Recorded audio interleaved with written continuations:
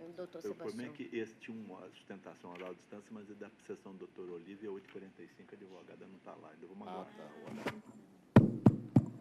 Estando na hora marcada, presentes todos os componentes que vão atuar nessa egrégia turma, ilustre representante do Ministério Público, nossa secretária, os ilustres advogados que vão fazer a sustentação oral, declarar aberta a sessão.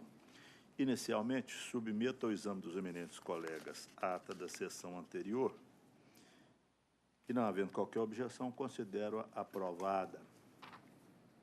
Nossa secretária para o pregão dos processos, observada a ordem regimental. Em observância à ordem regimental, PJE, processo adiado, 46, do doutor Sebastião, de relatoria do doutor Sebastião. Falará... Não, ninguém vai falar. Então, na pauta, doutor Sebastião, processo número 46, adiado da sessão anterior. Eu abri aqui, senhor presidente, porque esse... O eminente relator, quando puder, pode anunciar sua proposta de voto. Um processo que veio adiado e, diante da sustentação oral, o advogado chamou a atenção para alguns pontos que eu fui rever e, analisando mais meticulosamente, eu 46, que é Celo Sintec, isso. 10.896. Isso. Então, eu fiz um ajuste no voto, que passa a ter a seguinte... Já foi feita sustentação oral, e a questão é a seguinte, a minha proposta agora é conhecer de ambos recursos, no mérito, estou negando o provimento ao recurso do reclamante e dando parcial provimento ao recurso da reclamada para excluir da condenação a obrigação de pagar horas extras pela não fruição do intervalo entre a jornada e reduzir a indenização de danos morais em razão do ócio constrangedor para R$5.000. Estou reduzindo o valor da condenação de 25 mil para 15, com custas de R$500, estou reduzindo para 300. É o meu novo voto. As sustentações orais já foram feitas, não é isso? Eu sou o segundo votante, agora no recurso do reclamante estou inteiramente de acordo com Vossa Excelência. No recurso do reclamado, eu peço vênia, eu tenho uma divergência só no tema das horas extras em relação a observar os cartões de ponto. Vossa Excelência já excluiu a hora de intervalo, que eu estou de acordo também. Agora, quanto ao ócio que Vossa Excelência chama de constrangedor, eu chamo de ócio remunerado, eu aqui não dava danos morais, porque eu entendo que se o empregado ficou sem trabalhar e recebendo, não houve, assim, sentido de humilhação, nem de constrangimento, aqui eu negava provimento. Então, minha divergência só no recurso não reclamado é nesses dois pontos. Colho o voto da terceira votante, doutora Olívia. Eu vou pedir vênia, mas vou acompanhar o relator. Então, prevaleceu integralmente o voto do eminente relator, como foi anunciado anteriormente, a unanimidade no recurso do reclamado e por maioria do reclamante e por maioria no recurso da reclamada, vencido o segundo votante nas horas extras e no dano moral por ócio. Esse é o resultado, fica proclamado.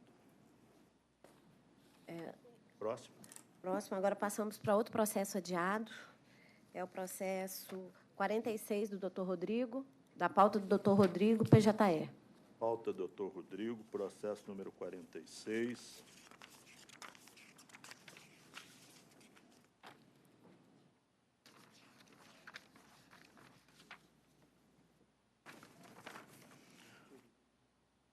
Processo número 46. Esse é um que eu pedi vista? Sim. Pode dizer o número do processo? 10.784. 10.784, 3/2014. Esse já teve sustentação oral? Já teve sustentação oral. O eminente relator, doutor Rodrigo. Presidente, Você tinha... Eu tinha dado meu voto no sentido de reconhecer o vínculo, manter a sentença que reconheceu o vínculo. Manter o vínculo. Mais ou menos. Então, o segundo votante é o desembargador Sebastião. Senhor presidente, esse caso, eu tinha feito análise, mas tinha dado um problema, não tinha colado. E aí eu voltei e revisitei o processo, mas o meu voto é no sentido de acompanhar o eminente relator. Eu acho que havia cobrança e fiscalização da qualidade da produção, adquiriu 1% das cotas e era sócio, mas ele não recebia prolabore, então eu acho que o voto do relator está coerente e eu estou acompanhando aqui o do outro relator, fazendo a sugestão só de redação, mas uma questão só de de erro de digitação, mas eu estou de acordo com o voto do eminente relator. Pois não. Eu peço, vênia, Vossa Excelência, o eminente relator, minha divergência é no sentido, o reclamante é a pessoa maior, capaz, instruída, é um médico patologista e firmou contrato de sociedade. Aqui eu entendo que a competência para declarar a nulidade desse contrato de sociedade, ainda que ele tenha 1%, como consta do processo, é da Justiça Comum e não da Justiça do Trabalho. O antigo Código de Processo Civil, no artigo 6º, se não me engano, de 73, falava que o juiz pode decidir no caso, podia decidir no caso concreto, ele teria competência para resolver aquele caso concreto. O novo Código já não tem essa previsão. Então, eu acho que aqui existe uma incompetência em razão da matéria, na declaração de nulidade do contrato de sociedade. E eu, examinando o contrato, eu não vejo nulidade, porque não está presente nem mesmo a alegação da vício compulsiva. A única forma de declarar essa nulidade. Porque é um médico, uma pessoa instruída, capaz, etc. Aceitou esse tipo e durante anos funcionou dessa maneira, aqui, então, eu não vejo como é o princípio da boa-fé nos contratos. Então, eu provi o recurso da reclamada para declarar a inexistência da relação de emprego, excluía todas as parcelas da condenação. E, por consequência, eu negava provimento. Entretanto, em relação ao voto do eminente relator e o segundo votante, eu fico vencido e proclamo que, por maioria, prevaleceu integralmente o voto do eminente relator, vencido o terceiro votante nos dois recursos. Esse é o resultado, fica proclamado.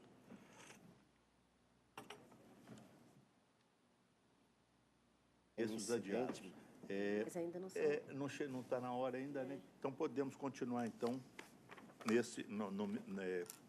na ordem de preferência, antes de chamar o sustentação à distância. Chamar à distância? Não. O doutor vamos prosseguir. 8h45. Obedecendo à ordem regimental, processo 17, de relatoria do doutor Sebastião, falarão. Pode chamar o próximo, que caiu o café aqui. Sim, o doutor Sebastião teve um pequeno incidente ali, então, sem danos materiais, então pode chamar o próximo. Aconteceu nada.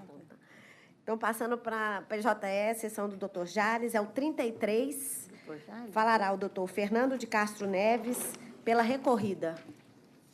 33, 36. 33. Idade de Cristo, 33. Isso. 33. 33, idade, Cris. Leite Fonseca. Recorrente Wellington José Souza Dionísio, recorrido Comal do Brasil Indústria e Comércio Limitada. A minha proposta de voto é longo. Qualquer outro. É conhecido o presente recurso ordinário e no mérito, eu já estou ressalvando meu entendimento, dar-lhe provimento parcial para reformar a respeitável sentença, declarar sua procedência parcial e condenar a reclamada em 20 minutos por dia de trabalho, como horas extras não anotadas nos cartões de ponto, com reflexo nas parcelas de aviso prévio, repouso, férias com acréscimo de 1/3, gratificação natalina, depósito do FGTS, respectiva multa de 40%. Por todo o período não prescrito, observados os parâmetros indicados na fundamentação acima.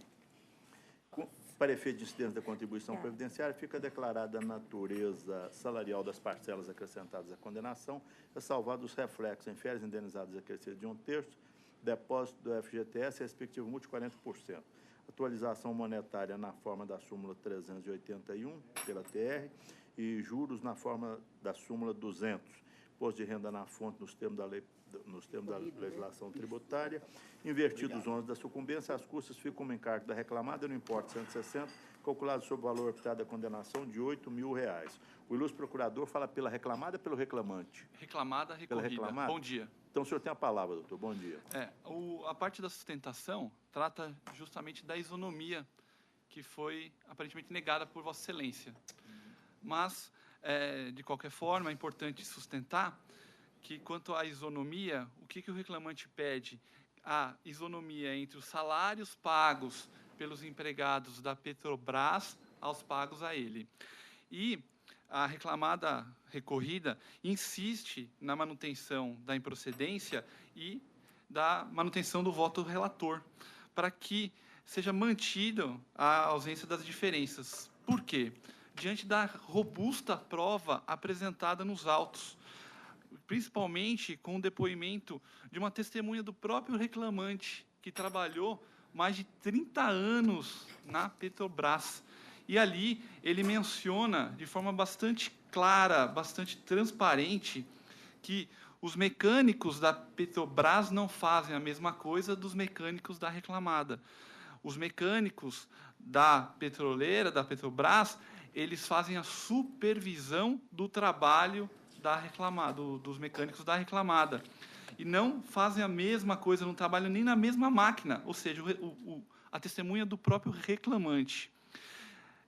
A testemunha também ainda diz que jamais executaram as mesmas tarefas, recebia ordens da própria reclamada. Então, não era a tomadora que dava ordens à prestadora. Ali existia uma relação diferente, né? Como entendido também pela ilustre sentença, não se trata da atividade fim da Petrobras. A reclamada, ora recorrida, fazia o serviço de manutenção nas máquinas. E, por esse serviço de manutenção, recebia, portanto, num contrato de prestação de serviço oriundo de uma licitação, onde a reclamada participou e ganhou a licitação normalmente. Poderia ter perdido, mas ganhou e está ali. Como prevê a livre iniciativa esculpida na nossa Carta Magna. Em razão disso, a recorrida insiste na improcedência do pedido, tanto é que os empregados da Petrobras são empregados públicos. Como eu vou conceder isonomia empregados com naturezas contratuais distintas também? Então, é permitir o impossível, que a reclamada requer a manutenção. Obrigado. Por todas essas razões que o ilustre procurador sustentou da tribuna, eu estou negando provimento ao recurso nesse ponto. Em relação aos minutos residuais, eu ressalvo meu entendimento, porque eu entendo que essa circunstância do empregado chegar um pouco adiantado para o serviço, etc., são coisas normais da vida. A gente, quando vai ao cinema, por exemplo, ninguém chega na hora exata, todo mundo chega um pouco cedo. Se eu vou ao dentista, eu vou mais cedo também para esperar a minha hora. Mas aqui estão dando os minutos residuais, jurisprudência simulada. Estou ressalvando o meu entendimento e condenando a reclamada nos minutos residuais. Então, essa é a minha proposta de voto, com essa ressalva. Colho o voto do segundo votante, doutor Olívia. Estou de acordo. Terceiro votante, doutor Rodrigo. De acordo, excelência. Estou procurando por unanimidade prevalecer o voto do relator, como foi anunciado. E o resultado fica proclamado. Obrigado. Bom dia, doutor. Doutor Sebastião, tem condição? Agora sim. O acidente foi de grande monta. E eu perdi o café. Então, vamos fazer, então, o pregão do processo anterior. Tomou café, não? Não, pois não. Voltando à pauta do doutor Sebastião, PJE, 17 da pauta, falarão o doutor Rosendo Fátima Vieira, pela recorrente reclamante, e o doutor Arthur Macedo Júnior, pelo recorrente reclamado. No 17 da pauta, doutor Sebastião, é recorrente Fátima Solange de Rezende Melo e recorrido Banco do Brasil S.A. O eminente relator, quando puder, pode anunciar sua proposta de voto. Isso, então, são dois recorrentes. Minha proposta é o seguinte, senhor presidente, eu estou indicando conhecer dos recursos, exceto do recurso do reclamado, na parte que cuida de reflexo de horas extras. No mérito, estou propondo prover em parte o recurso do reclamado para estabelecer que, acerca do pleito da letra J inicial, estão prescritas as parcelas anteriores a 26 de maio de 2012. As parcelas relativas ao fundo de garantia são sujeitas à pressão quinquenal. Excluir os reflexos do salário de substituição sobre o PEAI, afastar o benefício de justiça gratuita e excluir os honorários advocatícios.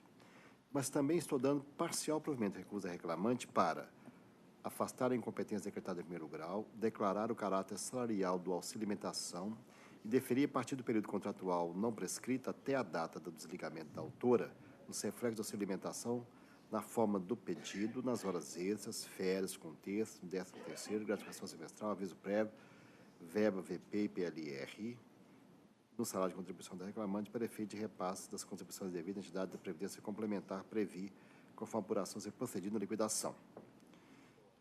Observadas os requisitos da regulamentação aplicável, juros e tributos federais.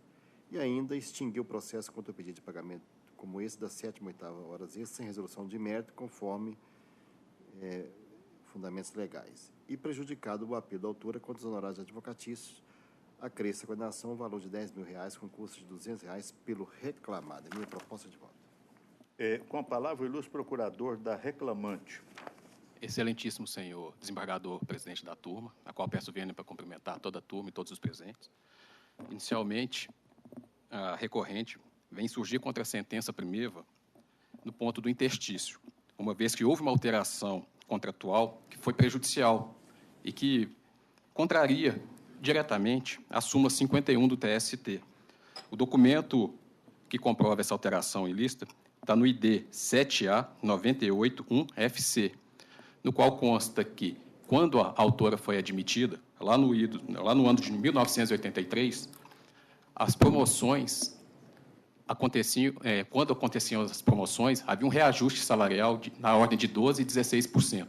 E, posteriormente, esses reajustes passaram a ser apenas em 3%. Então, esse documento, na página 19 do ID citado, demonstra a alteração prejudicial ocorrida durante o pacto laboral, o que contraria a súmula 51. Quanto à jornada, excelência, pede vênia para discordar do relator, uma vez que o cargo de confiança do bancário ela é extraordinária. A jornada prevista no 224 ela é regra. Então, para provar a jornada extraordinária, é ônus do reclamado essa incumbência. E ela não desincumbiu desse ônus que competia. Tanto é que, no depoimento da testemunha ouvida, a rogo da ré, ela esclareceu que a autora não tinha poder para transferir funcionários, não tinha poderes para deferir crédito além do prefixado pelo sistema. Onde há uma confiança nessa relação? Se ela não pode deferir crédito além do pré-aprovado pelo sistema, não pode transferir funcionário, onde existe confiança? Então, diante disso, pugna pela reforma da decisão e que seja enquadrada a autora no artigo 224, caput da CLT.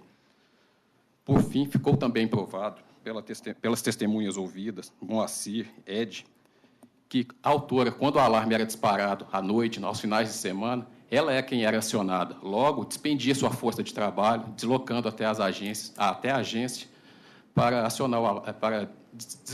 desarmar o alarme e acioná-lo novamente. E a prova está feita nos autos. Diante disso, pugna pela reforma da decisão primeira. Com a palavra, o ilustre procurador do Banco do Brasil.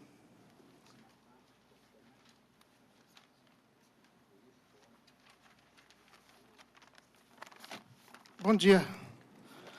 Excelência, eu queria saber se, com relação ao pleito de 7ª e 8ª de horas extras, se os demais votantes acompanham o relator, será que seria possível saber disso ou não? Doutor, isso aqui o relator já deu a proposta de voto, então é melhor o senhor fazer a sustentação oral, porque já fica pronto. Ok.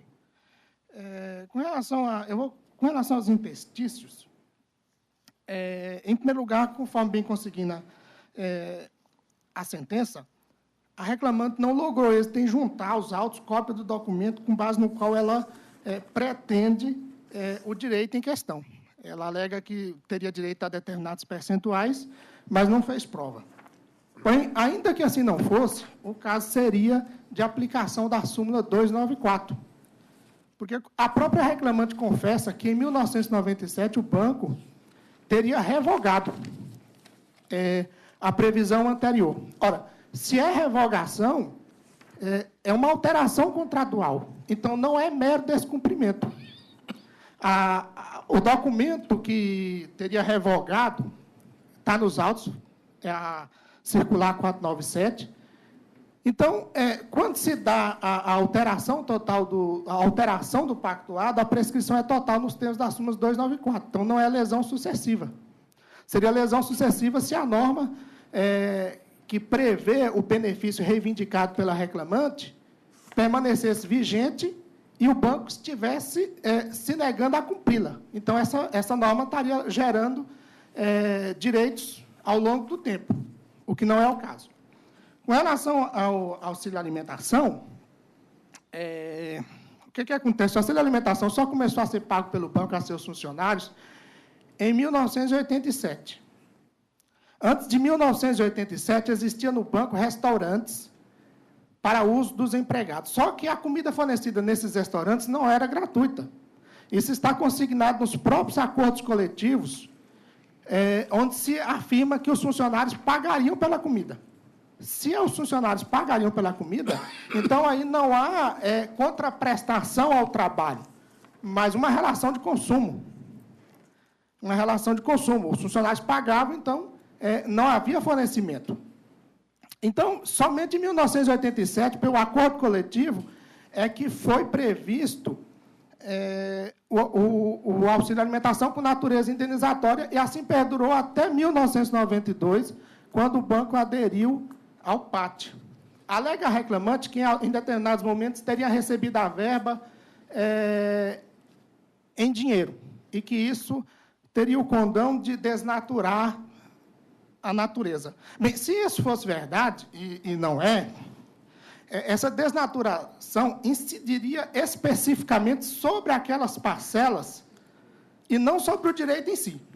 Então, porque se o indivíduo recebeu determinadas parcelas em direito, em dinheiro, e você afirma que, por conta disso, as parcelas perdem a natureza indenizatória, então, seria sobre aquelas parcelas especificamente recebidas em dinheiro que incidiria essa desnaturação, e não sobre o direito, porque o direito ele provém de uma norma que diz claramente que a verba tem natureza indenizatória. Então, caberia ao indivíduo reivindicar a integração sobre aquelas parcelas que lhe foram pagas em dinheiro. Só que a própria reclamante admite que a última vez que recebeu auxílio alimentação em dinheiro foi anterior à adesão do banco ao PAT em 1992.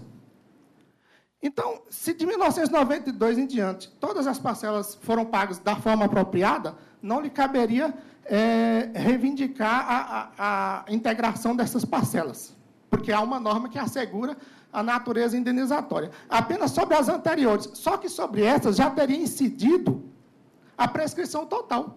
Porque se isso terminou em 92, o prazo para ela protestar contra isso seria 1997. E não é lesão também sucessiva. Por quê? Porque, como eu já disse, são parcelas específicas e não o direito em si que sofreria a desnaturação. O direito provém de uma norma que diz que a natureza é indenizatória. Com relação à jornada de trabalho, ficou comprovado nos autos que o cargo da reclamante era de confiança. Ficou comprovado que o cargo era de confiança. Houve depoimento de testemunha que disse que está registrado na ata, que era subordinada à reclamante, que recebia ordens da reclamante. E não se deve exigir poderes plenos da fidúcia do 224, parágrafo 2º, sob pena de equiparar o detentor dessa fidúcia com o gerente geral da agência. É óbvio que há determinados poderes, como os elencados aqui pelo nobre advogado, que são poderes extraordinários. E, quanto à questão de ter limite prévio para deferir isso ou aquilo, isso é próprio da dinâmica do mercado. Toda empresa tem critérios objetivos. Agora, há determinados funcionários que não têm poder para liberar nem dentro de um determinado limite. E a reclamante, ela tinha poder para liberar. O poder dela, ela tinha poder para liberar dentro do limite. Agora, há funcionários que nem dentro do limite podem liberar. E é natural de uma instituição financeira que exijam limites como forma de garantir objetividade. Não há como eliminar a fidúcia, mas os bancos, as instituições, as instituições financeiras buscam objetividade. Além disso, outra questão de ordem pública seria a questão de litispendência. Porque o que a reclamante está reivindicando nesse processo já foi reivindicado em outro processo. Se, eventualmente, o que foi decidido lá no outro processo não estaria sendo cumprido, caber-lhe-ia fazer uma reclamação em fase de execução junto ao juiz do primeiro processo. Seria uma obrigação de fazer, se efetivamente não estava sendo cumprido aquilo que foi determinado no processo anterior, caberia a reclamante, em fase de execução, suscitar o juiz e alegar isso, o que não foi feito. Ou seja, o que ainda pode ser feito, já que o outro processo ainda está em curso. Agradeço pela paciência, excelência. Bueno, o eminente relator. Senhor presidente, vou focalizar os pontos abordados na sustentação, que parece que são os pontos mais relevantes. No recurso da reclamante, tem uma questão aqui de competência quanto à contribuição à Previ, que eu quero esclarecer que nós não estamos julgando complementação de aposentadoria. É tal qual acontece com o INSS, que a gente autoriza deduzir para recolher para a Previdência. E aqui a gente autoriza nas verbas de natureza que repercutem na complementação, autoriza deduzir. Não estou julgando aqui o benefício da Previdência complementar, só estou autorizando deduzir. Eu acho que para isso nós somos competentes, porque, do contrário, criaria um embaraço enorme de ter que ajuizar uma ação à empresa de Previdência complementar ou trabalhador em outra justiça só para deferir, como nós autorizamos deduzir imposto de renda, deduzir INSS e deduzir contribuição para a Previ. Não é nenhum benefício, estou verificando pela divergência, não é nenhum benefício que nós estamos julgando de Previdência complementar, só autorizando o desconto daquelas parcelas que, pelo regulamento da Previ, repercutem na complementação. Esse é o primeiro ponto. Quanto à questão dos interstícios, eu vi o documento, analisei a questão, houve alteração, mas o entendimento que tem predominado, inclusive no âmbito do TST, essas questões sempre acabam tendo pronunciamento definitivo, no âmbito mesmo do TST, no sentido de aplicar a prescrição.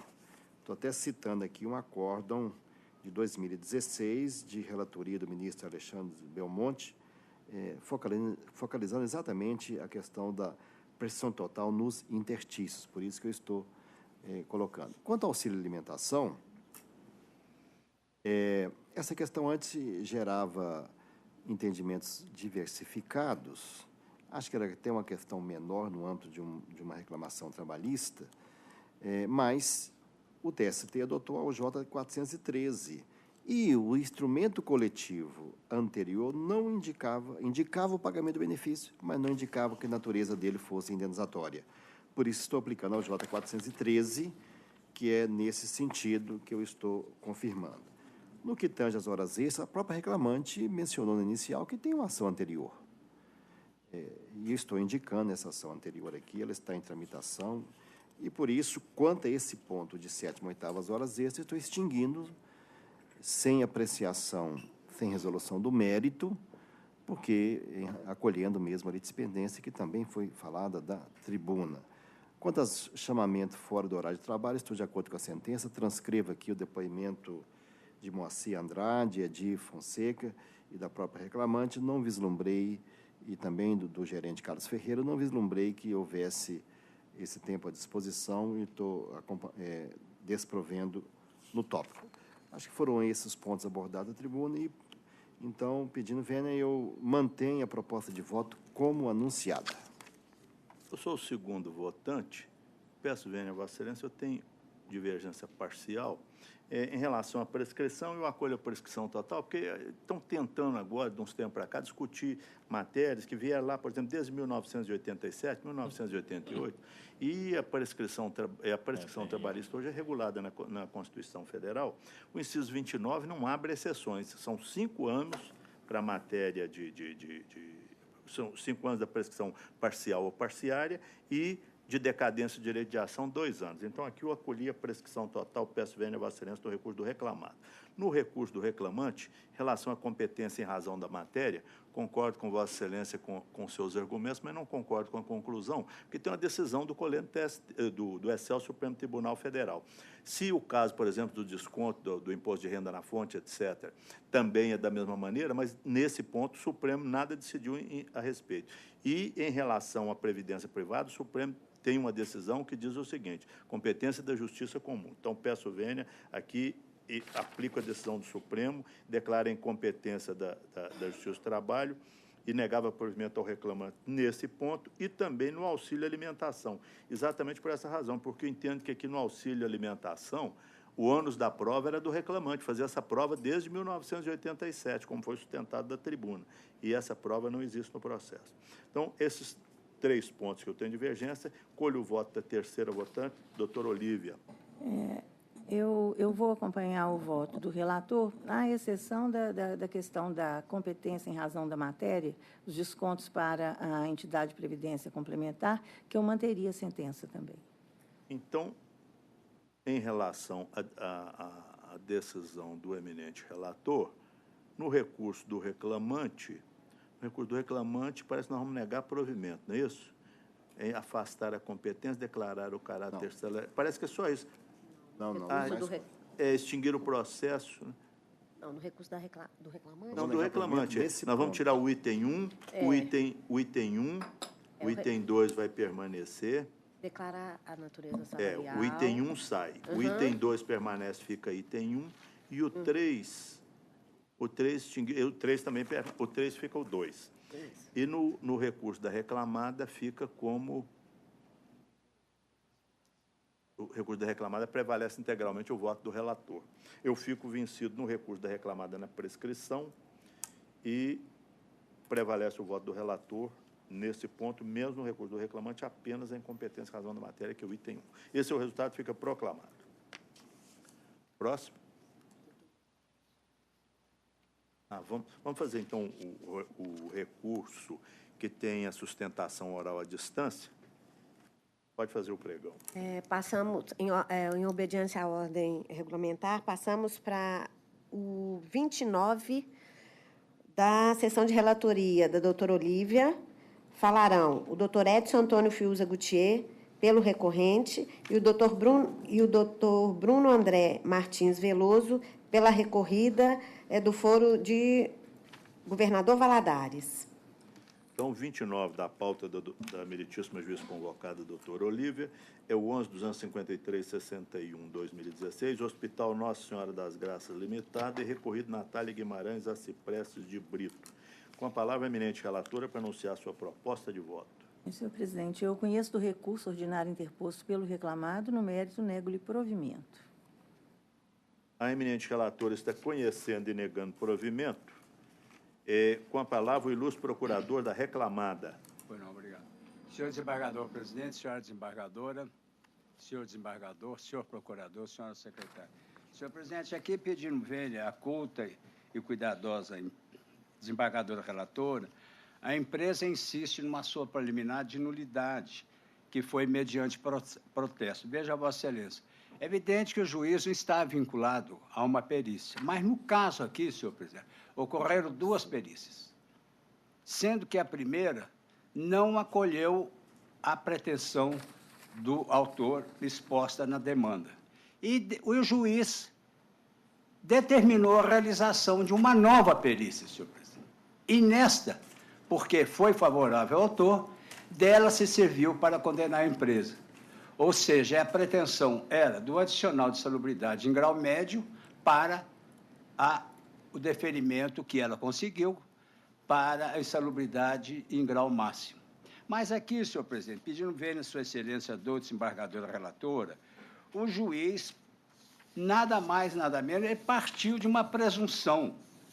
E a presunção, o que a gente entende, que não é instrumento hábil e próprio para se formar uma convicção do douto magistrado. Porque ele se serviu apenas e unicamente da segunda perícia, desprezando e arredando a documentação da primeira, que era hábil. Era hábil. Então, espera-se, pois, senhor presidente, egrégio colegiado, que seja acolhida a pretensão recursal da empresa para anulação dessa decisão, para que se determine que seja elaborada uma nova perícia. Porque o juiz poderia servir-se da documentação do que estava contido na primeira perícia. Então, o que diz a empresa é que essa perícia foi totalmente desprezada. E agora, senhor presidente, ultrapassada essa preliminar, o que se diz apenas por amor ao debate, o que se discute é o quê? É a elevação do grau de salubridade de médio para o grau máximo. E esse tribunal, por intermédio de outros colegiados, tem, inclusive, senhor presidente, denegado a pretensão recursal do autor. Porque o que acontece? A reclamante trabalha no serviço de hemodiálise. Não é um setor de isolamento, senhor. O setor de hemodiálise não traz por si só a convicção de que fosse um agente contaminador de insalubridade no grau pretendido para o autor. Algumas decisões dizem que não há que se falar, no caso, de insalubridade em grau máximo, mesmo porque a hemodiálise, o setor de hemodiálise, não é um setor de isolamento. Não é um setor. Então, espera-se, pois, senhor presidente, que, mesmo porque, salvo melhor juízo, senhor presidente, sequer houve atendimento pela autora de pacientes no setor de isolamento. Não há. É o que diz a empresa. E aqui, nesse sentido, senhor presidente, a empresa pede vênia, sempre pedindo desculpa, ou vênia, sua excelência, a desembargadora relatora, para mostrar que, inclusive, nos casos aqui reportados pela empresa, que, vejam, Vossa Excelência, aqui há uma decisão de turmas, inclusive com relação até o primeiro ponto atacado pela empresa, que seria o problema da nulidade da sentença, que eu me esqueci, mas vou fazê-lo agora, que da 11ª turma, que, em síntese, diz o seguinte, é no RO 1993, 14 de 2015, que foi julgado em 2016, que diz o seguinte, a hipótese discutida aqui nos autos é exatamente a prevista no artigo 480 e parágrafo do novo CPC.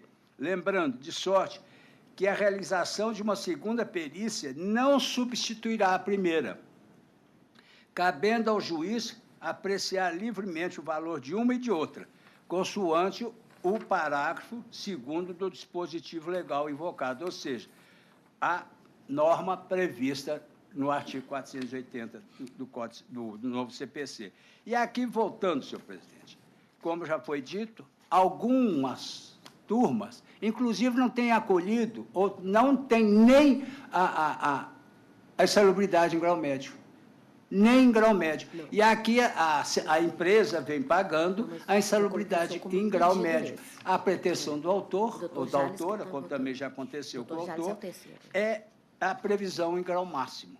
Então, entende a empresa que aqui a respeitável sentença, ela feriu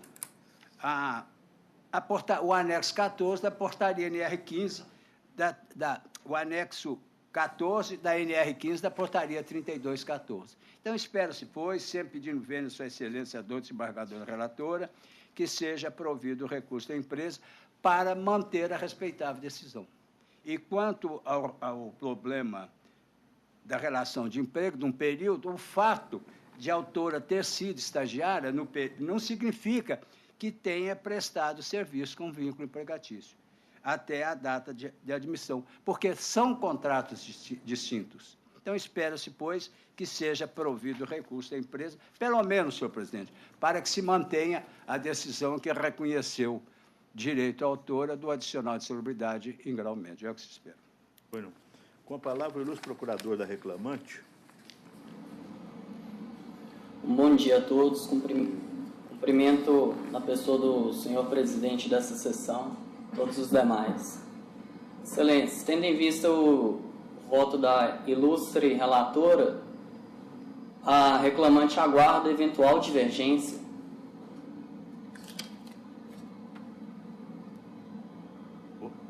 O ilustre advogado, então, vai aguardar o primeiro voto divergente. A eminente relatora.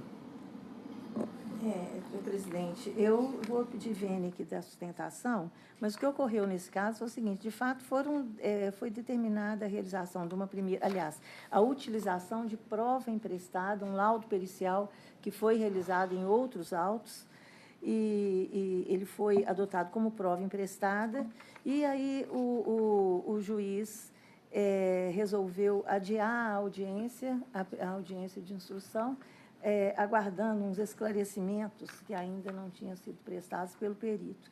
E o perito depois apresentou esses esclarecimentos, mas o douto juiz entendeu que que o laudo, que a conclusão do laudo estava confusa, ela estava divergente. Ele apresentava uns fatos, mas concluía de forma diferente. Então, ele entendeu que deveria determinar a realização de nova perícia. E assim aconteceu, determinou a realização de nova perícia, e não vejo nenhum cerceamento aqui nesse caso. Nos termos do artigo 765, o juiz pode determinar as diligências, da CLT, ele pode determinar as diligências que ele entender necessárias. Isso aconteceu. E o segundo laudo, então, concluiu que, pelas atividades que o reclamante exercia na reclamada, que ele tinha contato com pacientes com doença infecto-contagiosa, e concluiu que ele fazia jus ao adicional de insalubridade em grau máximo. Foi o que ocorreu, não vejo que houve nenhum cerceamento de defesa nesse caso. Eu mantenho a proposta de voto nesse aspecto. Com relação à data de admissão do reclamante, o próprio preposto ele declarou que a reclamante atuou como estagiária até janeiro de 2013.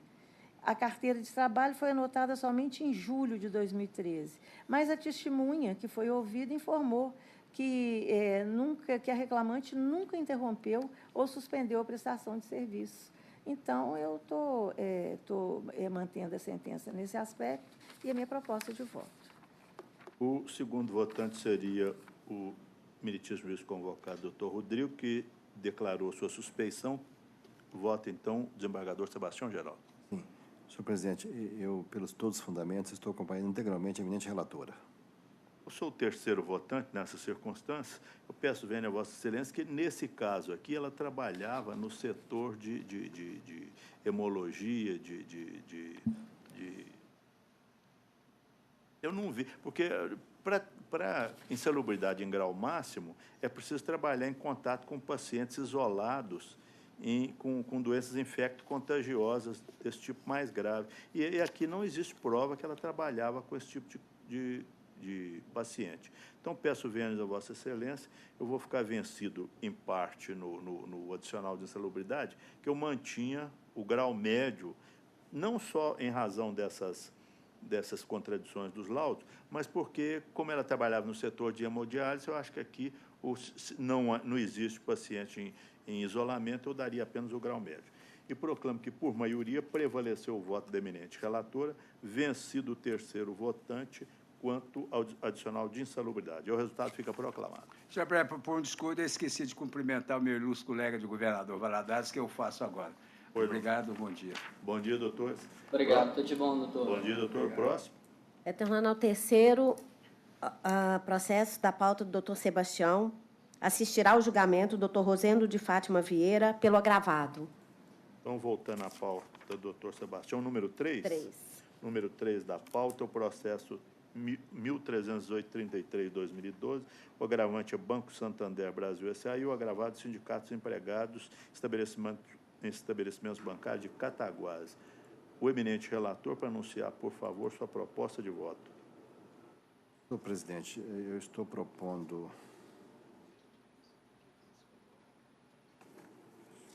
Um pouquinho.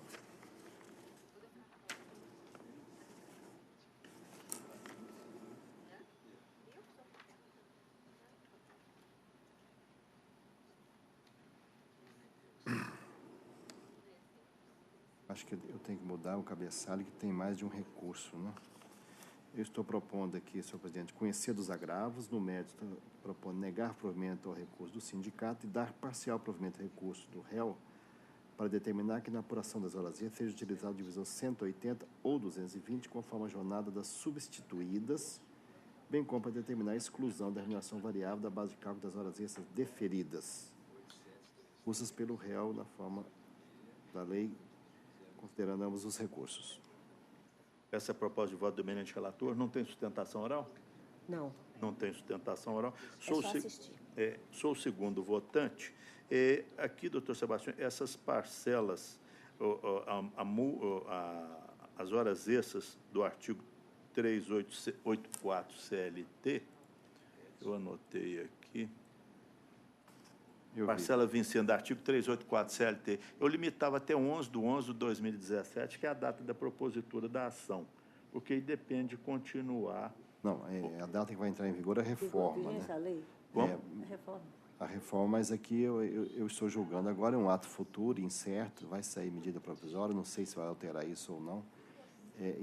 Então aí ele pode entrar com uma revisional, se for o caso, e eu mantenho a proposta.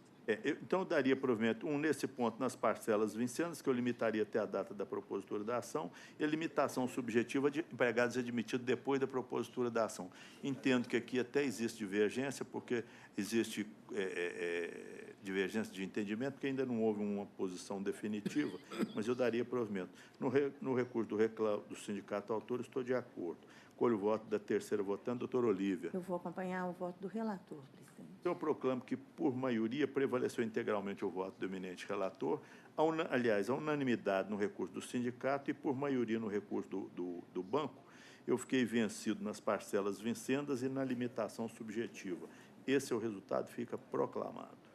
Próximo. Passando, o doutor Rosendo também está inscrito em outro processo. O 4, da doutora Olívia, de relatoria da doutora Olívia, falará o doutor Rosendo de Fátima Vieira, pela recorrente. Então, na pauta do doutor Olívia, o processo número 4, os recorrentes são CEMIG Geração e Transmissão S.A., CEMIG Distribuição e CEMIG e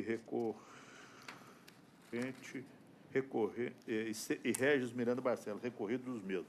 Com a palavra eminente relatora... Só pela ordem, o 4 da pauta... É o Itaú. É Thaísa Araújo Pires, versus Itaú Unibanco. Isso. Então, desculpa, doutor, o erro foi meu. O 4 é Tânia Araújo Pires, não é isso? E recorrido isso. Itaú Unibanco. O processo é o 10.125/88/2017. A eminente relatora vai anunciar, por favor, sua proposta de voto. Senhor presidente, eu conheço do recurso ordinário interposto pelo reclamante. No mérito, dou-lhe provimento parcial para condenar o reclamado ao pagamento das seguintes parcelas. Diferenças salariais pela integração ao salário da parcela participação nos resultados, em valor a ser apurado em liquidação de sentença, com reflexo em repouso, inclusive feriados, horas extras, férias mais um terço, 13º salários e FGTS. Diferenças da PLR prevista nas normas coletivas dos bancários, conforme se apurar em liquidação. Honorários assistenciais no importe de 15% sobre o valor líquido da condenação. É como voto, senhor presidente. Esse é o voto a proposta de voto da eminente relatora. O ilustre procurador fala pela reclamante. A reclamante. O senhor ainda quer sustentar, doutor? O voto já satisfaz o... Satisfaz a reclamante. Já satisfaz a reclamante? Então, se houver alguma divergência, eu retorno a palavra a vossa senhoria. Doutor Sebastião, segundo votante. Senhor presidente, aqui eu só tenho divergência, é uma questão miúda, mas o reflexo dessa parcela agir no repouso, porque a apuração desse valor é feita na unidade mês, e por isso já contempla todos os 30 dias do mês, eu aplico a súmula 225 do TST. Da mesma forma que a gente não defere reflexo de insalubridade em repouso, porque já abrange os 30 dias do mês. Então, sendo assim, nessa parcela eu acompanho a relatora, mas não no reflexo no repouso, porque eu fui analisar, o cálculo não é diário, não é por venda, é pelo resultado de um período, e do período abrange todos os dias do mês. Eu me lembro que nós já julgamos diversas vezes assim. O ilustre procurador quer sustentar nesse Mantém. ponto? É só, doutor, só os reflexos da parcela agir nos repousos semanais. Sim, só não. isso a divergência. Ok. Foi não? Não, pode manter. Não, satisfaz. Então, o terceiro votando, doutor Rodrigo. Presidente, eu vou acompanhar o voto da relatora. Peço vênia, eu entendo que essa parcela é variável. É variável. Apesar de que ela pode até ser calculada com base na produção mensal, mas ela é variável, então ela varia mês a mês, então não remunera o repouso. Mas ela varia pelo resultado do mês e não no dia a dia. Então, abrange os 30 dias do mês. Quando é variável no cálculo do mês, a soma 225 é exatamente nesse sentido. Ela, como é variável, ela não repercute no repouso. Então, Data máxima vez. eu proclamo que prevaleceu integralmente o voto da eminente relatora, como foi anunciado, vencido o desembargador Sebastião Geraldo, que é o segundo votante, quanto aos reflexos das comissões da parcela agir no repouso semanal. Esse é o resultado, fica proclamado. Bom dia, doutor. Próximo. Passamos ao 22 da pauta do doutor Sebastião. Falará a doutora Lídia Aparecida Mendes de Oliveira, pela agravada. Maria Angélica da Silva Américo. Então, voltamos à pauta do doutor Sebastião. Processo número 22, não é isso? Isso. 22, 10.816,89. Agravante, Credijus Investimento em Direitos Creditórios Limitada e agravada Dalba Maria Vaz de Oliveira. Com a palavra, o eminente relator. Presidente, não estou conhecendo por intempestivo o agravo. Então, o eminente relator não está conhecendo porque considera o agravo intempestivo. Com a palavra, o ilustre procuradora para sustentar nesse ponto. Se houver depois alguma divergência, eu retorno a palavra. Excelência, eu estou pela agravada. Agravada? O voto, inclusive, me satisfaz. Então, a senhora não tem divergência nenhuma? Não. O eminente relator quer acrescentar alguma coisa? Não, está intempestivo. Eu sou o segundo votante, estou de acordo. Doutor Rodrigo? Doutora... Estou de acordo. De acordo? Então, a unanimidade prevaleceu o voto do relator, como foi anunciado. Deu o resultado, fica proclamado. Okay. Bom dia, doutora. Próximo. Agora, o processo 21, da pauta de relatoria do doutor Jales. Falará a doutora Suzana Leite Fonseca, pelo recorrente reclamante. Então, o 21 da minha pauta é o processo 10.958.47/2015. O recorrente é o Walmart Brasil Limitada e o recorrido, e recorrente também Renato Tavares de Souza, recorrido transportadora Bom Preço e os mesmos. A minha proposta de voto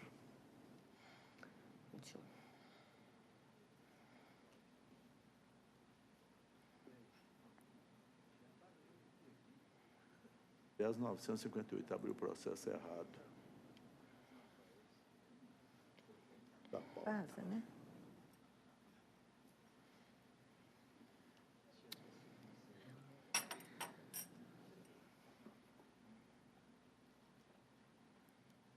Da pauta.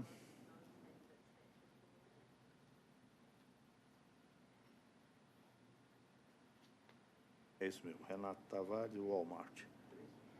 A minha proposta de voto, o voto é longo, e a minha proposta de voto é conhecer de ambos os recursos ordinários e no mérito, negar provimento ao apelo do reclamante e dar provimento parcial ao apelo da reclamada para excluir da condenação os honorários advocatícios, mantido o valor optado da condenação, porque ainda compatível. Essa é a minha proposta de voto. A ilustre procuradora fala pelo... Renato. Pelo reclamante? Então, a senhora tem a palavra, doutora. Bom, Excelência, bom dia, senhor relator, demais julgadores. Com relação a essa questão da reversão da justa causa, o juiz Acon foi feliz aí na questão da reversão, porque realmente é um funcionário, trata-se o reclamante de um funcionário exemplar, que teve, inclusive, várias promoções na empresa, que nunca teve nenhuma falta, nada que desabonasse a conduta dele. Com poucos meses de empresa, ele já foi promovido e, depois, mais uma vez, ele foi promovido a encarregado. Quando a empresa decidiu implantar um sistema novo no Brasil todo, a empresa selecionou alguns funcionários para que a representasse, para que fossem treinados e que dessem esse treinamento pelo Brasil afora. E o reclamante foi uma das pessoas selecionadas para tal atividade, tal grau de confiança. Ele, nas viagens, não existia... ele viajava, ficava tempos fora, não existia ali um controle de ponto, ele fazia um rascunho. A empresa não tinha nenhum sistema e não exigia que fizesse um registro ou na empresa onde ele estava implantando, ou uma folha que mandasse por e-mail. E era comum e costumeiro, inclusive, palavras da preposta na audiência inicial, na audiência de instrução, que, quando retornasse à empresa, ele reajustasse o ponto, fizesse um termo de ajuste de ponto e lançasse as horas ali trabalhadas. Isso era feito de memória, depois que retornava, enfim. Numa dessas viagens, num retorno, um dia que ele tinha que, inclusive, dar uma palestra, às pressas pediram que ele preenchesse rapidamente a folha de ponto, e ele fez ali um preenchimento e entregou com minutos de antecedência, totalmente ali puxando de memória. E o que acontece é o seguinte: em outras circunstâncias, e várias delas, inclusive confirmado, ele trabalhou, inclusive domingos e tudo, até porque ele estava em viagem à disposição da reclamada. O que aconteceu nesse dia é que, tempos depois, ele foi informado que tinha um processo investigativo interno. Ele foi chamado, uma espécie de processo disciplinar, administrativo, para prestar esclarecimentos se ele teria trabalhado um determinado domingo, que ele assinou esse domingo. Imediatamente, ao verificar, ao olhar, ele falou: não trabalhei. Pediu, falou: desculpa, esse dia realmente eu não trabalhei, eu preenchi rapidamente. Ou seja, ali houve uma confissão e ele não imaginava, quando chegou para ele uma demissão por justa causa, tanto que ele não soube de imediato, não foi falado o motivo, por que ele estava sendo demitido. Porque nunca houve uma advertência oral, nunca houve uma advertência escrita, nunca houve uma suspensão, uma chamada de atenção, simplesmente pediram para prestar conta se ele teria trabalhado tal domingo em que ele, posteriormente, depois de retorno da viagem, ele assinou a folha de ponto. Em função disso daí, justificaram uma justa causa, alegando improbidade. Ele ficou totalmente desmoralizado na empresa, porque ali todo mundo... Por que o Renato, por que o reclamante fulano, que era tido ali como um gerente, porque ele acumulava funções, por que ele foi demitido? Por improbidade. Então, ele passou ali como uma pessoa que fez trapaça para crescer e com uma demissão totalmente gravosa em relação... Não teve nenhum procedimento anterior do que teria que se passar de acordo com as leis trabalhistas. E aí o juiz, o ACO, entendeu realmente que a pena foi desproporcional. Acontece que ele não entendeu pelo dano moral. Ocorre, senhores, que esse dano moral, ele até alega que foi ali apenas um aborrecimento que ele teria passado. Acontece que não ficou na esfera do aborrecimento, porque o prejuízo que trouxe ao reclamante e à família foi gigantesco. Além da questão subjetiva da desmoralização pelo dano moral e de ter que explicar para a família, inclusive, por que ele não tinha verbas trabalhistas, por que ele não tinha... Ele estava com um padrão de vida compatível naquela época, e ele tinha financiado um veículo, ele tinha em financiamento, ele estava com um apartamento comprado pela Caixa Econômica com a construtora. Então, o problema foi tão grande, ele teve que devolver o veículo, ele teve o nome no cadastro de inadimplência, ele não conseguiu quitar o veículo, teve que negociar o apartamento, abrir mão do seguro social, e as parcelas estão até hoje. Ele está até hoje assim, agora está trabalhando, ficou 11 meses desempregado após esse episódio. Agora ele está começando a tentar pôr a vida em ordem, mas com toda a situação, inclusive familiar, pessoal, de tirar filho de escola, essa coisa toda, e muito mais grave a questão do carro que ele teve realmente que devolver, e o apartamento também, a situação de dívida. A cláusula contratual com a Caixa rezava, e com a construtora, que, no caso de uma demissão, as parcelas seriam debitadas do acerto, só que ele não tinha acerto, né? Justamente por causa desse erro, desse equívoco da empresa. Então, nós estamos, além do pedido da reversão, a questão do acúmulo de funções, que foi declarado aí, inclusive com testemunha de que ele fazia as funções, ele tinha poder para contratar, para demitir, todas as funções de gerenciamento que ele acumulava, e, no final, com o TI, o adicional de transferência, porque ele se ausentava e chegou... Uma das viagens, ele chegou a ficar 141 dias fora de casa, em hotel.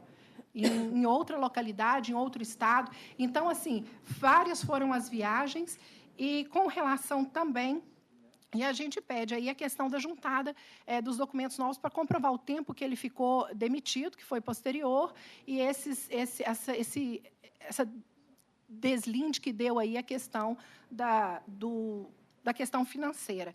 Em função de tudo isso, que a gente quer requerer aqui que o recurso seja conhecido e provido no que diz respeito ao dano moral, ao acúmulo de funções e ao adicional de transferência, e que seja negado com relação à reversão da justa causa e às consequentes verbas e os honorários advocatícios, que o senhor já proferiu o voto. Pois não. Em relação à justa causa, eu estou mantendo a respeitável sentença porque eu entendo que houve um rigor excessivo. O reclamante errou na marcação do ponto, registrou no ponto um dia que ele não havia trabalhado. A empresa entendeu que ele praticou um ato de improbidade porque queria receber essas horas extras num período que não teria trabalhado. Mas, dado o histórico funcional do empregado e o tempo que ele havia trabalhado, o meritíssimo juiz achou que era excessivo, também acho que aqui cabia, a empresa podia até ter aplicado uma advertência, uma suspensão disciplinar, até 1, 2 ou 3 dias, seria admissível, mas não a despedida por justa causa. Por isso, estou negando provimento ao recurso da reclamada nesse ponto. Quanto ao recurso do reclamante e os danos morais, nós não podemos esquecer que a despedida aqui decorreu em razão de um engano, de um erro, nós estamos entendendo que foi um erro, interpretando a favor do reclamante, foi um erro do reclamante. Portanto, o que deu causa a isso foi esse erro na marcação do ponto. Então, também nós não podemos condenar a empresa por danos morais, porque nesse ponto aqui, apesar dela ter agido com aquilo que nós estamos entendendo foi um rigor excessivo, houve um erro do reclamante, então esse erro justifica o indeferimento dos danos morais. O acúmulo de função, ele era chefe do que denominam lá na empresa capital humano e gerente da área de encarregado de logística. Eu entendi aqui que essas funções que ele desempenhava estavam compreendidas nas tarefas às quais ele se obrigou, porque era um feixe de atribuições que não desborda do contrato inicial. E o adicional de transferência, não houve transferência da residência, é a hipótese, de acordo com a jurisprudência colente TST, de não deferir o adicional de transferência por essa razão. Então, por essas razões, eu mantenho minha proposta de voto, colho o voto da segunda votante, meritíssima juíza Olívia. Eu estou acompanhando integralmente. Terceiro votante, doutor Rodrigo. De acordo. Então, proclamo por unanimidade prevaleceu o voto do relator, como foi anunciado anteriormente. O resultado fica proclamado. Obrigada. Bom dia, doutora. Próximo. Processo 30, de relatoria do doutor Rodrigo, falará o doutor João Luiz de Amoedo Avelar, pelo recorrente reclamante. Pauta, doutor Rodrigo, processo número 30.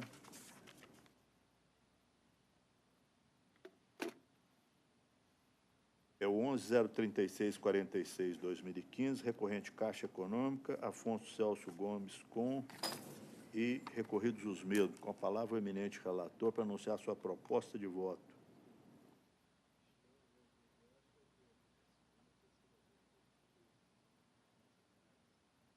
Configura. Esse eu não voto, não, 30. Não. Caixa, não é isso? Esse aqui. Caixa. Deve ser. Impedimento. Esse aqui eu que votei nesse. Senhor presidente, Registrado o impedimento do desembargador Sebastião Geraldo. é o seguinte, senhor presidente, eu pedindo licença para ir diretamente à conclusão.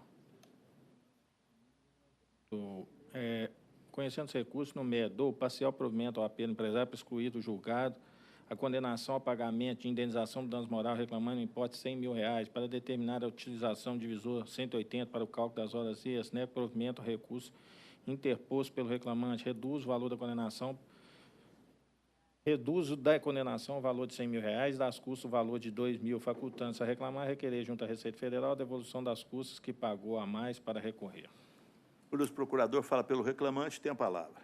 Inicialmente, bom dia, excelentíssimo senhor desembargador presidente, demais integrantes dessa egrégia turma, senhor procurador, senhora secretária. A questão é singela, nós estamos reiterando as razões de recurso adesivo, pedindo vênia ao nobre relator, pedindo que seja provido, e no que tange ao recurso da Caixa Econômica Federal, cuja proposta de voto é no sentido de provimento parcial, para que seja excluída dessa condenação a indenização por danos morais, nós entendemos, data vênia, que essa condenação deve subsistir. E o fundamento é muito simples. Nesse caso, como em diversos outros casos, restou cabalmente comprovado, inclusive o juiz de origem diz textualmente que, não só nesse caso, mas em tantos outros que ele teve a oportunidade de julgar, restou provado que, infelizmente, a Caixa Econômica Federal se apegou numa prática, com todo respeito, altamente lesiva aos direitos do trabalhador, porque quem não aderisse, como no caso desse reclamante, ao plano de funções gratificadas que foi implementado pela Caixa em 2010, certamente ficaria congelado, vamos dizer assim, na sua carreira, sem acesso a promoções. Em resumo, assim, uma situação constrangedora, um nítido caso de coação empresarial, numa empresa que é grande, que é um banco, que é uma potência, que é praticamente tem um monopólio no mercado bancário estatal, junto com o Banco do Brasil, uma empresa de porte, e, sinceramente, não é esse o exemplo que se espera. Como isso ficou comprovado, e com todo respeito, quer dizer, fico imaginando um trabalhador nessa situação, não poder progredir, a não ser que renuncia a um determinados direitos, a uma série de direitos. Eu acho, sinceramente, com todo respeito, isso é um absurdo, e esperamos, sim, que seja mantida, se não a condenação no valor proposto originariamente, mas em outro valor que Vossas Excelências entendam mais compatível, é o que se espera. Muito obrigado. Não. Com a palavra, o eminente relator. Não obstante a brilhante sustentação oral, peço vênia para manter minha proposta de voto. Eu estou entendendo que quem se colocou nessa situação foi o próprio reclamante. Ele tinha a opção de escolher o novo plano ou manter no plano anterior. Escolheu o novo plano, escolheu manter no anterior, data máxima vênia. Essa decisão também já do TST, no sentido que é possível, sim, essa adoção, essa opção pelo plano de cargos e salários novo, em detrimento do anterior, implica em renúncia, data máxima vênia. Não vejo onde isso impõe coação ao empregado. Data máxima vênia. Segundo votante, doutora... Sou eu, né? Segundo votante, sou eu. Segundo votante, doutor Rodrigo, eu peço vênia a Vossa Excelência aqui, essa preliminar de cerceamento de defesa, aqui o reclamante, o meritíssimo juiz, entendeu que havia confissão da Caixa Econômica Federal, porque o preposto perguntou: o senhor sabe o horário de trabalho do reclamante? O preposto falou: não sei, porque os registros de ponto estavam juntados no processo. Então, eu acho que aqui ele exigiu do preposto, o meritíssimo juiz exigiu do preposto uma condição impossível. Saber o horário de trabalho de cada empregado da Caixa Econômica Federal é uma missão impossível, até porque, nesses casos, tem aquela ação civil pública que o Ministério Público, a Caixa, firmou um termo de ajuste de conduta, onde o empregado chega, liga o terminal de computador, começa a marcar as horas extras. Quando ele fecha o terminal e vai embora, termina o ponto. Então, eu não vejo aqui, eu aqui acolhia os registros de ponto e acolhia essa preliminar de cerceamento de defesa e devolvia o processo para colher o depoimento da testemunha da reclamada e prosseguir no julgamento. E, nas horas extras, eu acolhi os registros de ponto. No recurso do reclamante, estou de acordo. Colho o voto da terceira votante, doutora Olívia. Aqui eu tenho duas questões aqui.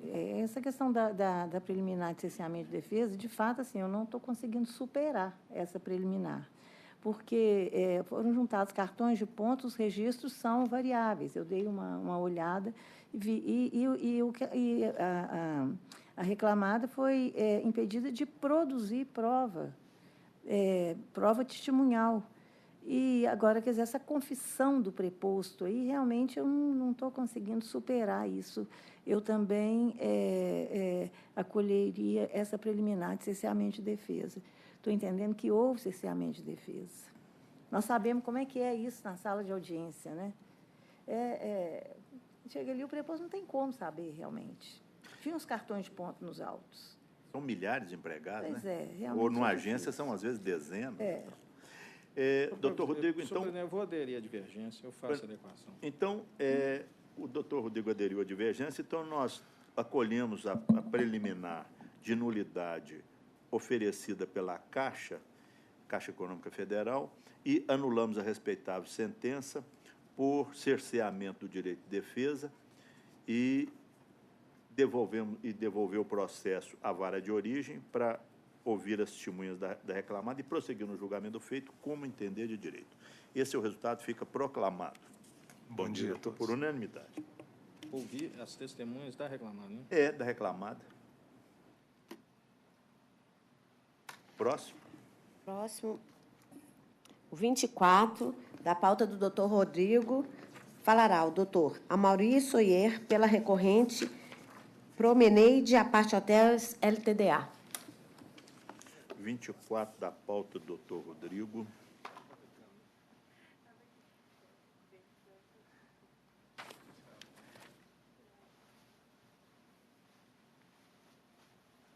Recorrente por homenagem a Parte Hotéis Limitada Microempresa, condomínio do edifício Anel Residence Service e Fabiana de Frias Castro. Recorridos mesmo. Com a palavra, o ilustre, o eminente relator.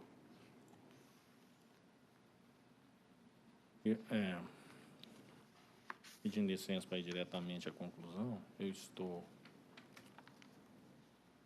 conhecendo dos recursos e no mérito do provimento parcial ao recurso da reclamante para acrescer a condenação às horas excedentes da 8ª diária do período não prescrito até junho de 2013, considerando a jornada informada nos cartões de ponto anexados e na sua falta a jornada de segunda a sexta, de 8h30 às 18 horas, com intervalo de 1 hora, com reflexo em repouso, OJ 394 da SDI 1 do TST, aviso prévio, férias mais 1/3, 13º salários e fundo de garantia mais 40%, observados o divisor 220, assumo 264 TST, e nego provimento ao recurso a reclamado. Para os fins do artigo 832, declaro que as parcelas, as horas extras e os seus reflexos de repouso, 13º salário, possuem natureza salarial. Estou elevando o... Desculpa. Elevo o valor da condenação para R$30 mil, as custas para R$60.600, desculpa. Esta proposta de voto do eminente relator tem a palavra o ilustre procurador da reclamada. Bom dia a todos. Eu queria chamar a atenção para 2 pontos. Nas razões recursais da reclamada para homenagem à parte hotéis, no primeiro ponto, com relação à existência de grupo econômico. Eu não consegui entender o fundamento da decisão, e eu não li o voto ainda, mas provavelmente deve ter um fundamento razoável para se entender que um condomínio edilício possa integrar um grupo econômico. Não exerce atividade econômica nenhuma, não é sequer pessoa jurídica e integra grupo econômico. Eu gostaria de compreender isso na fundamentação da sentença. Isso não veio. E espero que no voto tenha uma fundamentação suficientemente para convencer de que possa um condomínio edilício, que sequer pessoa e que não exerce atividade econômica nenhuma, não é empresa, como diz a lei, possa integrar um grupo econômico. O segundo aspecto que eu queria chamar a atenção se refere, nas razões recursais, do que se refere à diferença salarial pleiteada em razão da substituição.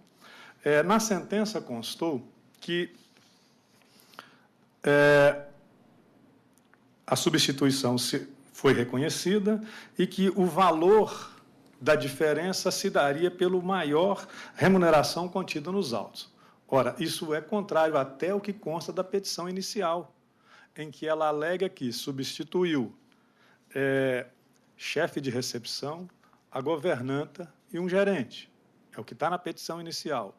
A defesa foi feita dessa forma. As provas dos autos são de que a governanta tem um salário X, o chefe de recepção um salário Y e um gerente tem um salário Z. Como é que nós vamos apurar essa sentença no futuro? Com base em qual valor? É preciso, inclusive, determinar qual período ela substituiu cada uma dessas chefias.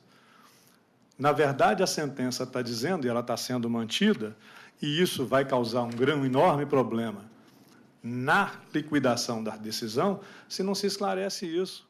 Quantos meses a cada cargo e qual o valor da remuneração a que ela vai ter direito. Os embargos declaratórios feitos na primeira instância foram nesse sentido. Infelizmente, não foram acolhidos. Bom, com relação às razões recursais, era esse o assunto. Com relação às contrarrazões ao recurso da reclamante, que foi acolhido para lhe conceder horas extras, foi provado robustamente nos autos de que ela não estava sujeita a controle de jornada. Ela chegava e saía quando queria, ela que definia quando podia sair, se chegasse mais cedo ou mais tarde. Não tinha qualquer consequência. Além disso, ela tinha poder de mando e de gestão, conforme ficou demonstrado pelo depoimento da testemunha Kelly Cristina Cordeiro Moreira. Foi bastante claro o depoimento. É o que eu queria chamar a atenção dos senhores para no julgamento desses dois recursos. Muito obrigado. Pois não. O eminente relator. Senhor presidente, não obstante a brilhante sustentação oral, peço bem para manter minha proposta de voto. A questão aqui trazida da baila do Grupo Econômico, peço vênia para manter minha proposta de voto. Estou entendendo que o condomínio, ele tinha um CNPJ, foi ele que registrou a carteira de trabalho, primeiramente, da reclamante, depois foi assumida a carteira de trabalho pela empresa Promenade, inclusive o juiz, numa pesquisa na internet, ele percebeu que essa empresa Promenade, o grupo Promenade é dono tanto da Promenade, a parte hotéis, quanto do condomínio do edifício Ianelli Residence Service, nesse caso. Quanto ao salário de substituição, peço vênia para manter minha proposta de voto. Eu entendo que aqui ficou bem analisada a questão da prova trazida nos autos e não vejo maiores problemas aqui na apuração desses valores na fase de execução.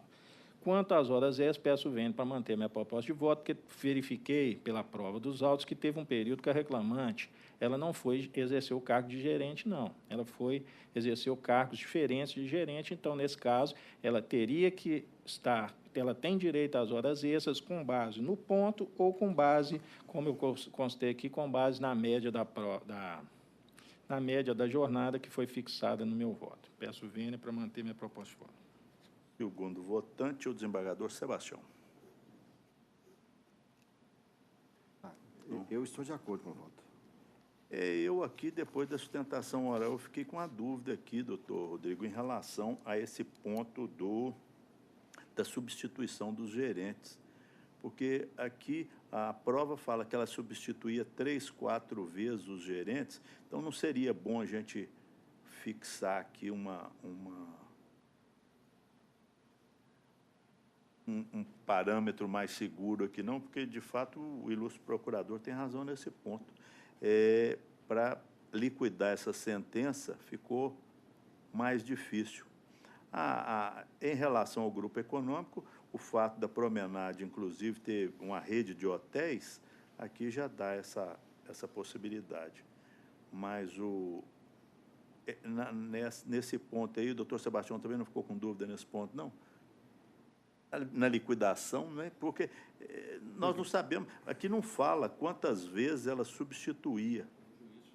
6 meses ao ano. 6 meses? Em relação ao salário do gerente, o maior salário, né? Doutor Sebastião? A sentença coloca... aqui constou da sentença sobre... Um período de equiparação...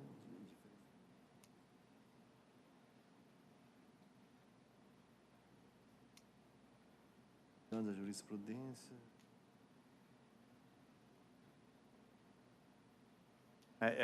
Doutor Rodrigo, no período de abril de 2011 a junho de 2013.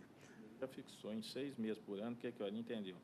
Substituía gerentes, substituía chefia. Que a reclamante substitui em média um gerente e uma chefia em férias a cada 3, 4 meses por ano. Média 3 meses a cada gerente, podendo fixar pela média desse problema, que a autor substitui férias de 6 chefias gerentes por ano. 6 meses. Não, tem um critério. E eram mais gerentes. Vossa Excelência acompanha o relator? Então, eu vou ficar vencido nesse ponto, da salário de substituição, vou ficar vencido nesse ponto e proclamo que, por maioria, prevaleceu integralmente o voto do eminente relator, como foi anunciado anteriormente. O resultado fica proclamado. Bom dia, doutor. Próximo. Obrigado, bom dia. Bom dia.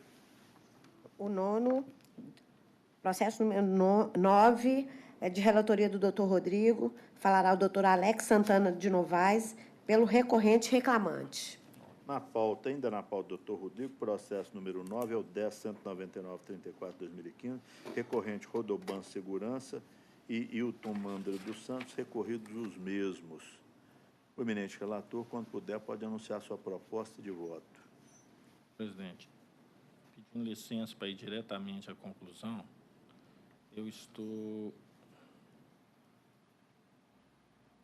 conhecendo os apelos e no mérito, dou parcial provimento ao apelo do obreiro para condenar a reclamar o pagamento de 7 horas extras referentes ao intervalo interjornadas não usufruído no dia 8 de janeiro de 2013, sem integrar o valor correspondente às vergas salariais, pois não comprovada a habitualidade da violação à norma contida no artigo 66 da CLT. Estou negando provimento ao apelo interposto pela reclamada. Estou mantendo o valor da condenação porque ainda é compatível. Essa é a minha proposta de voto, senhor presidente. Com a palavra, o ilustre procurador. Ilustre senhor desembargador presidente, nobres membros da turma, ilustre relator, excelências, gostaríamos aqui de ressaltar 2 pontos. O primeiro diz respeito a horas extras. O reclamante demonstrou a existência de horas extras não compensadas. Demonstrou com planilhas várias. No entanto, a douta Vara entendeu que o reclamante usou um método de demonstração que não assambarcava as horas extras compensadas, ao passo que a própria CCT determina a fórmula que apuram-se as horas compensadas as horas extras pagas ou deduzidas as horas pagas ou compensadas. Pois bem, um processo dessa natureza, com pedido de diferenças de horas extras, nos cabe fazer uma demonstração por amostragem. E não foi só isso, a demonstração veio além disso. Entendemos nós que a condenação nesse ponto deve ser elastecida, e não apenas determinado o pagamento das horas extras no período da amostragem. A amostragem serve exatamente para dizer que há diferenças. Isso se resolveria, em qualquer dúvida do juízo, com a determinação de uma perícia.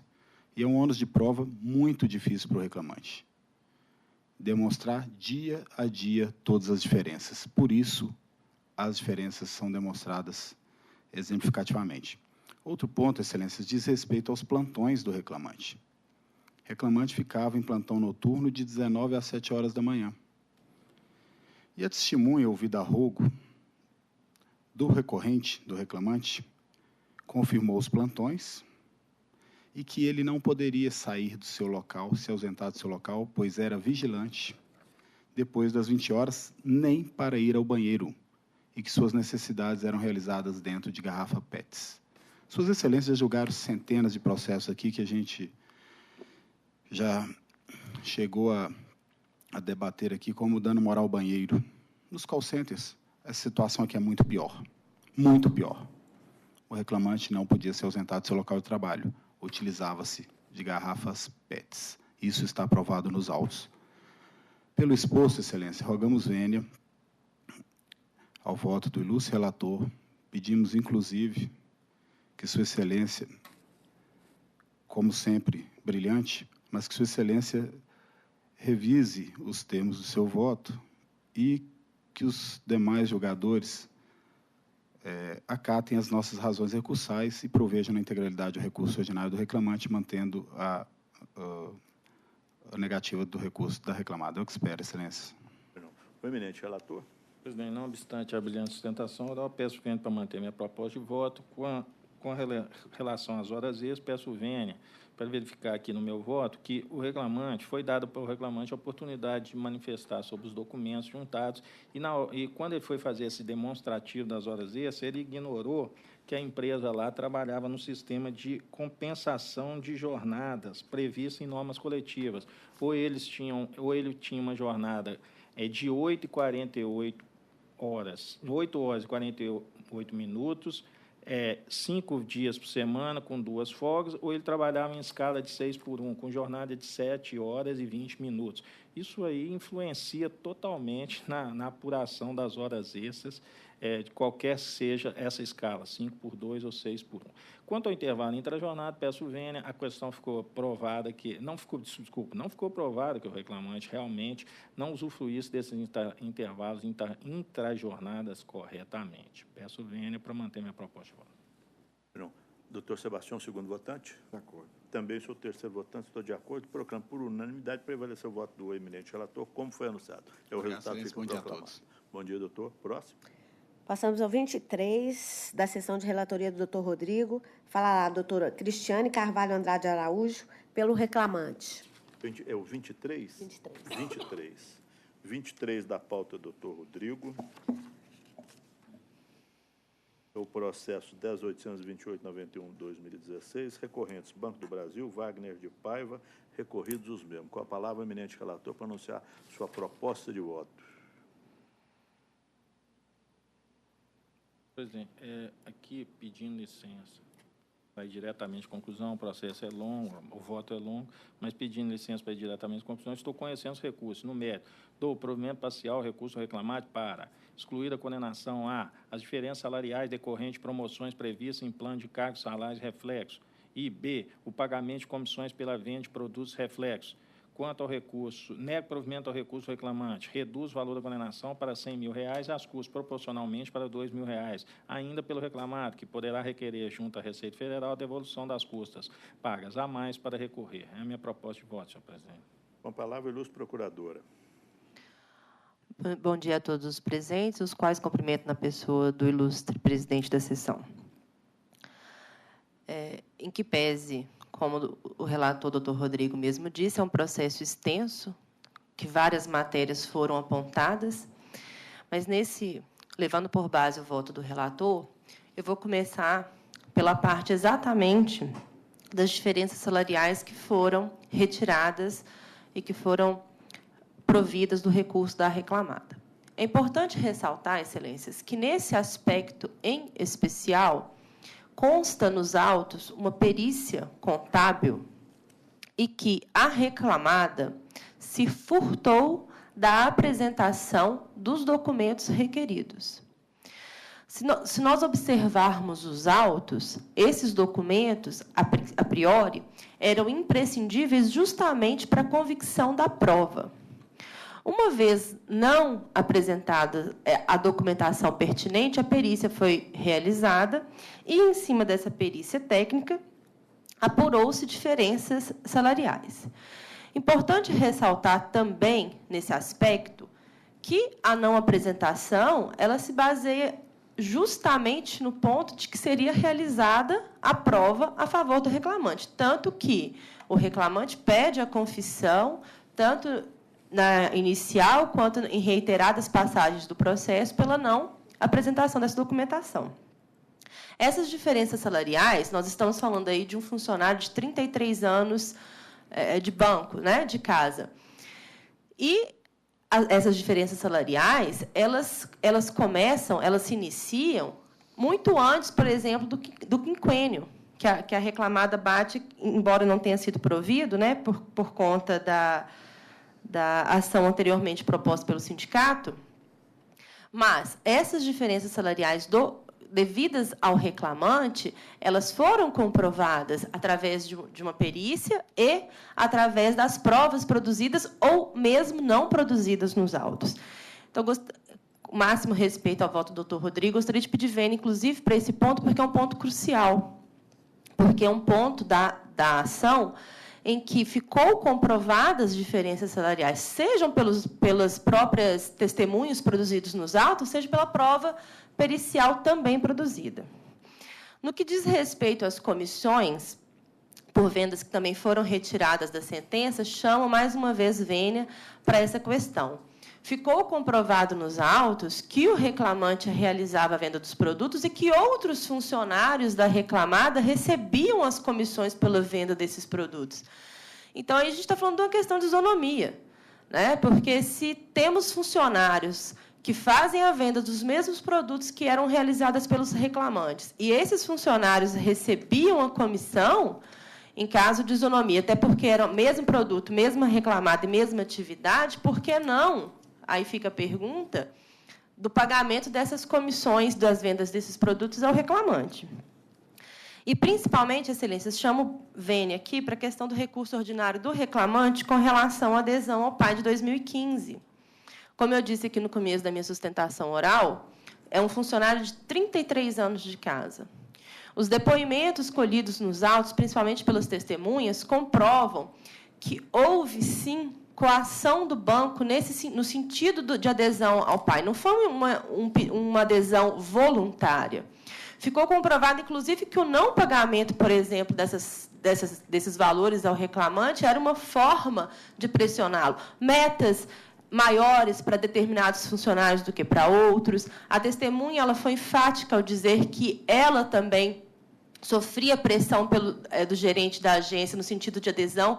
E não nos parece aqui, Excelências, razoável que um funcionário com 33 anos de casa, com 33 anos de banco, tenha essa aderência a um plano de demissão voluntária sem que houvesse realmente acontecido o que foi noticiado nos autos. Porque o prejuízo material e aí financeiro para o reclamante, ele é considerável nesse caso. E, mais uma vez, não é um funcionário com poucos anos, né, de mercado aí de casa. E, mais uma vez, também aqui na questão do RO do reclamante, chama a atenção de Vossas Excelências para a questão do auxílio alimentação, que foi considerado verbo de natureza do PAT e não integrado ao salário do reclamante. É importante ressaltar nesse aspecto, Excelências, que a adesão ao PAT realizado pela reclamada foi realizado depois, muito após, ao pagamento da verba por reclamante. O reclamante já recebia essa verba com natureza até então salarial. Então, a adesão da reclamada ao PAT após anos de recebimento do reclamante de natureza de verba salarial não elide a natureza salarial da verba pela adesão. Essa adesão ela poderia vir para novos funcionários, para novos contratos de trabalho, mas não para contratos de trabalho com a verba paga reiteradamente. Esses pontos são os pontos mais importantes e que eu gostaria de pedir Vênia, e também pedir Vênia aí ao doutor Rodrigo, brilhante o voto, mas feitos esses esclarecimentos, é que a gente espera o voto contrário. O eminente relator. Presidente, não obstante a brilhante sustentação oral, peço Vênia para manter minha proposta de voto. Com relação às promoções, diferenças salariais por promoções no plano de cargo e salário, peço Vênia para entender que, nesse caso aqui, não houve confissão da empresa ao não apresentar documentos, inclusive porque esses documentos eram questões relativas ao intertícios, que é essa diferença de 12%, 16% de reajustes. Essa questão é prevista em normas coletivas, ou seja, em documento comum às partes. Não vejo aqui, então, por que a empresa tem que ser penalizada com a pena de confissão, artigo 400 do CPC, se não deixa de trazer documento que é comum às partes. Por outro lado, também verifiquei que o reclamante, na inicial, ele sequer indica onde e quando, em que momento, ou qual critério que a empresa deixou de observar no seu PCS para de ser devidas diferenças salariais. Ele, na sua inicial, ele não indica nenhum critério ou promoção que ele tenha sido descumprida no PCS ao longo desse contrato, que foi um contrato de longa duração também. Não vejo aqui como se fazer perícia, nesse caso, de todo o PCS, desses 30 longos anos trabalhados pelo reclamante. Nesse caso, eu dou provimento para excluir a condenação de diferença salarial decorrendo dessas promoções previstas em plano de cargos, salários e reflexos. Quanto a comissões sobre as vendas, a questão aqui é a seguinte: o reclamante era empregado do banco e não de empresas do grupo econômico. E data máxima venda não ficou provado nos autos que a empresa tenha se comprometido a pagar quaisquer comissões pelas vendas de produtos das empresas do seu grupo econômico. Peço Vênia, a questão aqui é de contrato realidade. Ele não recebia isso, ele recebia salário mensal para fazer todos os serviços, inclusive venda de produtos. Quanto à adesão ao PAI, peço Vênia para manter minha proposta de voto na linha do entendimento da sentença de que não há qualquer nulidade no PAI. O reclamante optou pelo PAI, recebeu uma quantia vultosa para participar do PAI e, em nenhum momento, data máxima Vênia, ele sequer cogita de devolver essa quantia em dinheiro e para pedir a nulidade do pai. Ele quer a nulidade do pai e, data máxima vênia, no meu entendimento, um arrependimento tardio nesse momento. Quanto à integração do auxílio alimentação, peço vênia, nesses autos aqui não ficou provado que, desde a admissão, ou mesmo antes da adesão do Banco do Brasil ao PAT, que essa verba tinha natureza salarial. Nesse caso aqui, então, eu entendo que a parcela tem natureza indenizatória e, portanto, não integra a remuneração do reclamante. Desembargador Sebastião Geraldo, segundo votante. Presidente, eu tenho uma divergência em um ponto, no que toca às diferenças salariais, que nesse ponto eu manteria a sentença. E se a empresa omite uma documentação, não colabora com o judiciário, ela não pode obter, em razão disso, os benefícios que pretende. Eu manteria a sentença no ponto que deferiu as diferenças salariais pela questão dos planos de cargo e salário. Quanto ao resto, estou de acordo.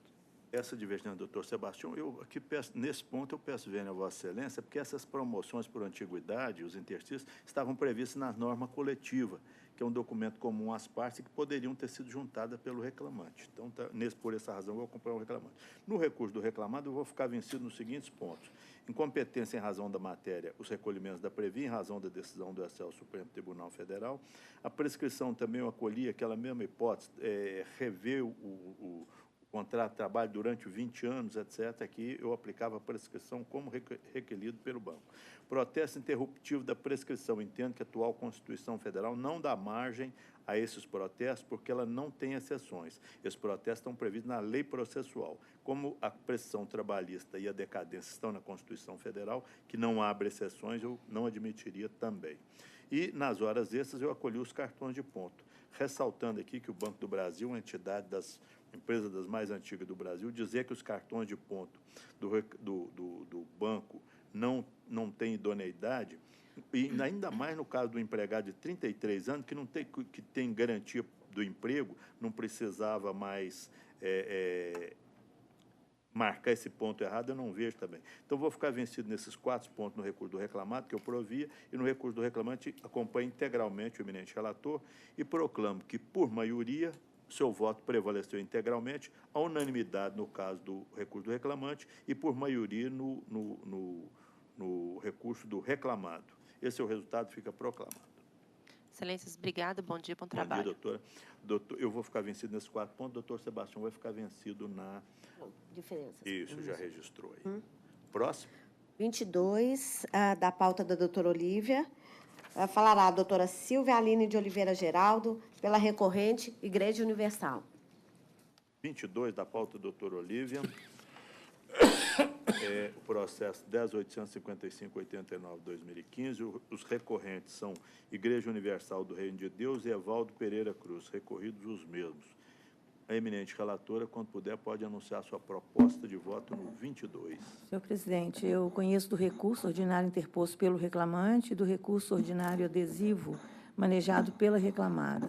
No mérito, dou parcial provimento ao apelo adesivo da reclamada para declarar prescrito o pedido de indenização por danos morais e extinguir o processo com a resolução do mérito em relação a esse pleito. Ao recurso do reclamante, nego-lhe provimento.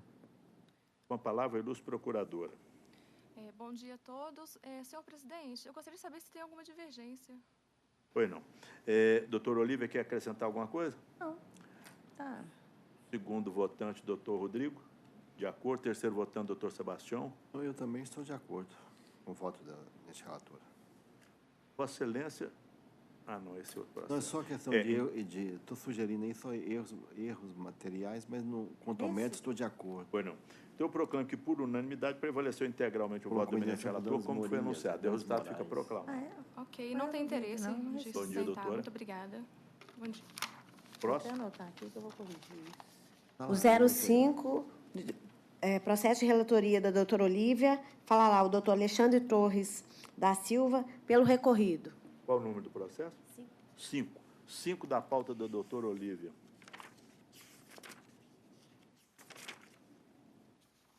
Carlos Augusto. É o processo 10.151/70/2016, recorrente Carlos Augusto Souza Júnior, recorrido Irineu Inácio da Silva. Eminente relatora, para anunciar sua proposta de voto, por favor. Só estou aguardando a abre.